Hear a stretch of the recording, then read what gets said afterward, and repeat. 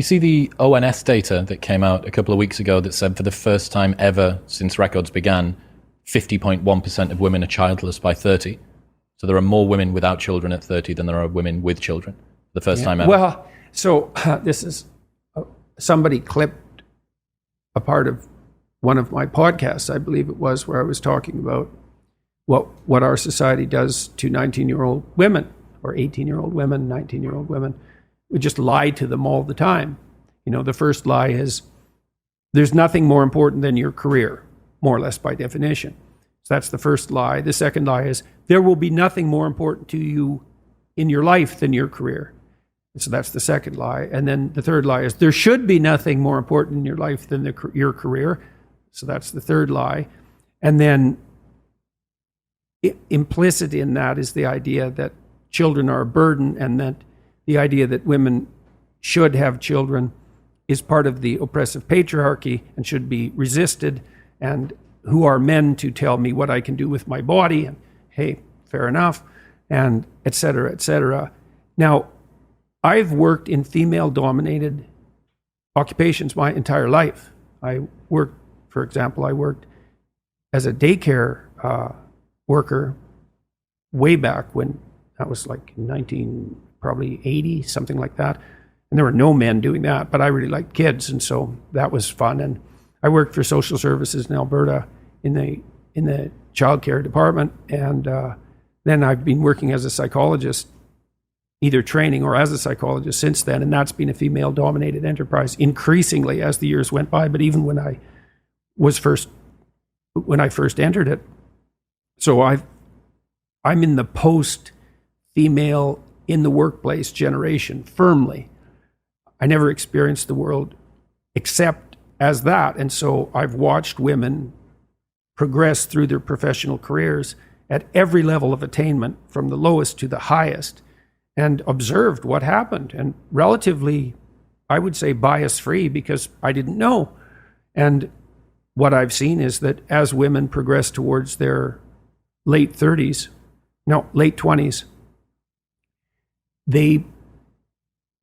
there's a psychological transformation, and what happens is that they place less emphasis on their career and way more emphasis, particularly on having a child. And that really reaches a crisis point around 29 or 30 for the vast majority of women, and their attitude flips. And I've seen it flip very dramatically with many women. And I suppose the most single most convincing evidence of that, I worked with high-end lawyers in Toronto for about 10 years.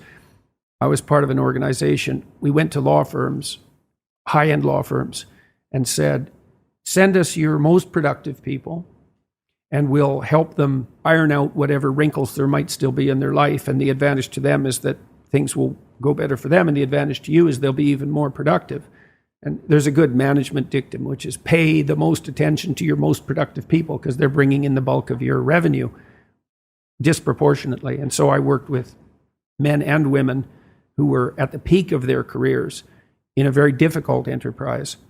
And so these were women who were generally very attractive, well put together physically, pretty stable psychologically, extremely conscientious, very, very smart, and high achieving from like junior high all the way through high school, university, law school, onto the top firms, rocketing up through the ranks, full partnership by the time they were 29 or 30. And all the law firms, all the women bailed out, all of them. The law firms couldn't keep them. And I was really, and I talked to the women a lot about this, because I was very interested in it, because I knew the law firms were bending themselves over backwards and tying themselves into knots trying to retain these women, because why wouldn't they? You know, just being greedy capitalists is enough. You know, they don't want to lose their high-performing women because they're performing at the highest level, and they couldn't keep them. The women wanted to have 9-to-5 jobs. They wanted to bind the job so they could have a life, and that was especially true once they got interested in having a child or had one. And what they really came to was a very interesting realization. So because they were highly conscientious women, they sort of did their duty, and and worked hard and diligently and didn't pop their head up to ask questions.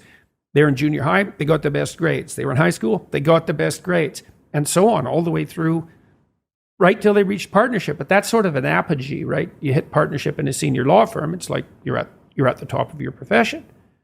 Well, then what? Well, so then they looked around and they thought, here I am with all these like hyper-competitive men, perfectly willing to work 80 hours a week, nonstop, to stay at the top. What the hell are they doing? Because that's the real question. What is it that characterizes this small percentage of hyper-competitive men? It's not. You can assume that that's how everyone should be, but first of all, that isn't how everyone is. Or you can flip that and say, well, there's only a small minority of human beings that are willing to do this, to work flat out 8 hours a week. I mean, they're certainly being paid for it. Let's make no mistake about that. But, well, what about the rest of life? Well, that's what the women asked. Why am I doing this? And that's a great question. Well, for men, there's a different answer than for women. It's a really different answer. And it isn't like the men are exactly thinking this through. It's more like this is an integral part of male motivation.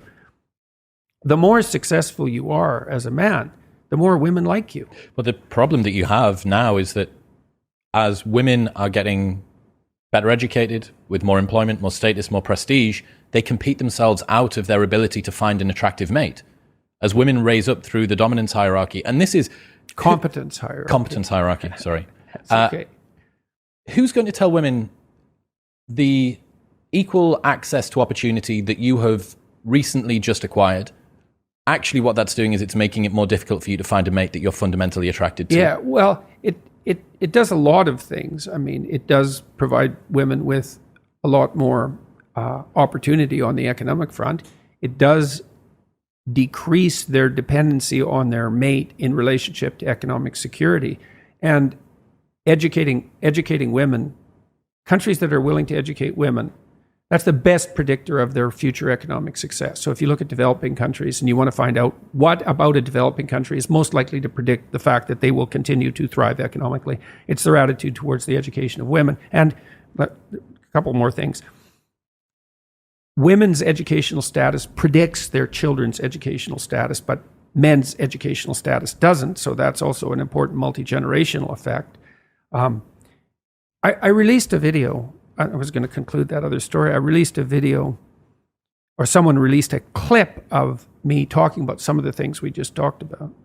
And it went out on YouTube Shorts, and it's got like 5 million views in a month or something like that. And the comment section is unbelievably vitriolic. Every single comment is vitriolic, and it's all from women.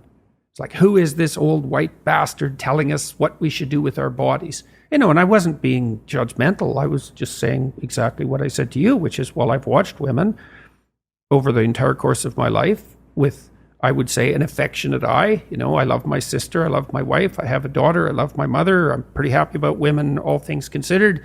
I don't have an axe to grind in relationship to how they should conduct their lives. I don't even know how they should conduct their lives. I've watched what happens. And I've also watched what happens to women who hit 29 or 30 and then can't conceive. And that is not a fate I would wish on anyone. It's awful. And 30% of couples fall into that. 30% of couples have difficulty conceiving. It's a lot. And the probability that you'll have difficulty conceiving increases with age. And so, c'est la vie. But it's very interesting to me to see how vitriolic those comments have been and how uniform that is, because usually on my YouTube channel in particular, 95% of the comments are positive. And this is completely the opposite of that. So you brought this up at the beginning. You said 50% of women now at 30. 50.1 are childless by 30. Yeah. Well, that's not good. That's a sign of something profoundly wrong with the entire culture at an extremely deep level. I don't think that women need to take it as us trying to tell women what they should or shouldn't do, but I think that it would be very fair to say that you need to be an incredibly unique woman to make it to 50 without a family and look back and think, yeah, I did this right. That's not to say that those women aren't out there. They absolutely are. I know some of them. But I think overall that it's... Well, it's the same with everyone.